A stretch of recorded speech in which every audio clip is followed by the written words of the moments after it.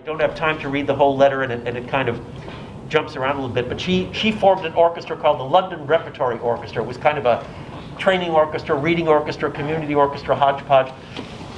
And she said, my fifth is written for a huge band because what the hell, I can get the winds in the London Repertoire Orchestra, though never enough fiddles. So, and then in describing it, she says, it has a great big first movement, a little tiddly 5/4 intermezzo, a rather difficult scherzo with a cello solo going up to the B above the treble clef in the trio.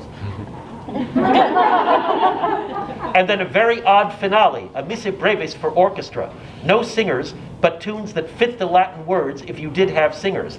So as you'll get to know this piece, for example, the melody, yum ba-dum ba-da-dee-da-dee-dee, Gloria in excelsis Deo. It's as if she took the words and imagined what they would sound like if sung, and then turned them into instrumental melodies. So a unique finale. And lots of evidence of her great teacher, Vaughan Williams, in the piece, and her friends Malcolm Arnold, William Walton, to whom it's dedicated, and at the same time, very much her own person. There's nobody else who could have written the symphony but Ruth Gipps. So let's tune up and let's embark.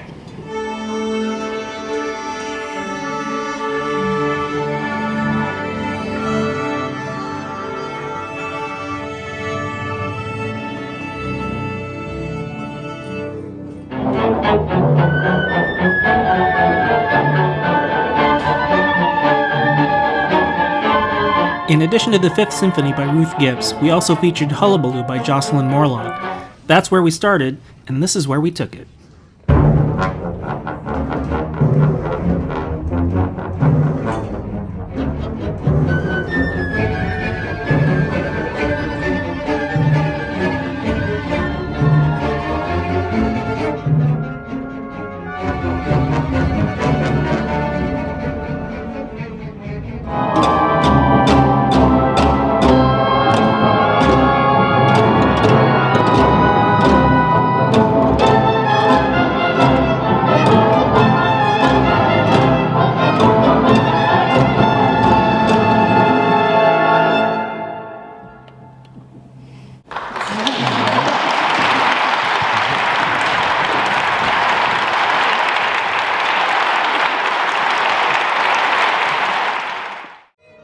The third concert in each season is where we feature our Don Bushell Concerto Competition winner, and it's always fun to see how they respond to performing in a place like Benaroya Hall. I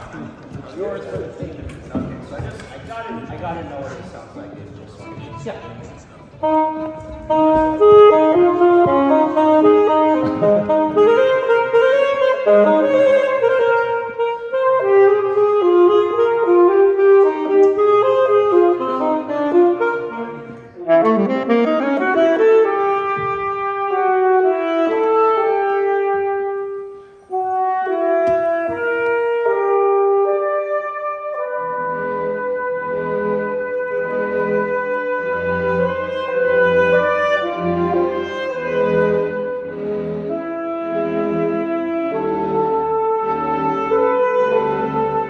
Our featured soloist this season was Soren Hamm playing the alto saxophone in Jacques Ibert's Concertino da Camera, much to the delight of the audience.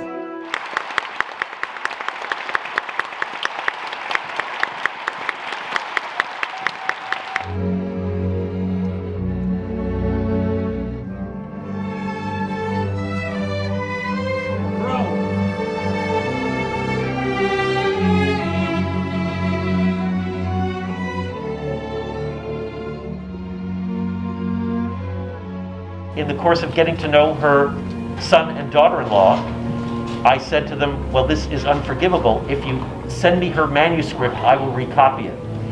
And then, as fates would have it, COVID happened right after our performance of her Fourth Symphony. So in making a new score and making the parts from it was my first big, the score was 4 months out of my life, and the parts were another, I don't know, multiply 40 parts by 2 or 3 hours each.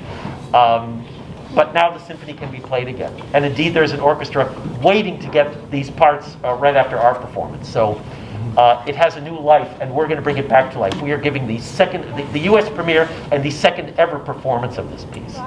Yeah, it's big. It's big. the Chandos label is recording all her symphonies. They've already recorded 2 and 4. I believe 3 might have just come out, and they're probably going to be using these materials when they record the 5th. So yeah, they're being recorded in beautiful new stereo, et cetera, but doesn't make ours any less special, and probably makes it more so.